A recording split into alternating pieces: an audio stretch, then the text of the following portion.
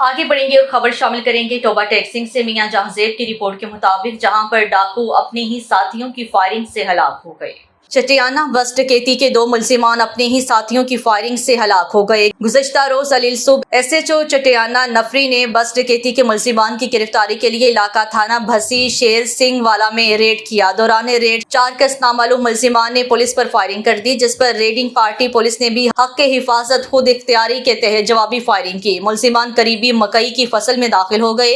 इसी दौरान दीगर थाने जात से भी पुलिस नफरी मौका पर पहुंच गई। फायरिंग का सिलसिला जारी रहा। थोड़ी देर बाद फायरिंग रुकने पर फसल मकई को चेक किया गया तो 2 कुछ नामालूम मुलजिमान फसल मकई चक शेर सिंह इलाका थाना भूसी से जख्मी हालत में पकड़े गए, जो कि अपने ही नामालूम साथियों की फायरिंग से मदरूब हुए।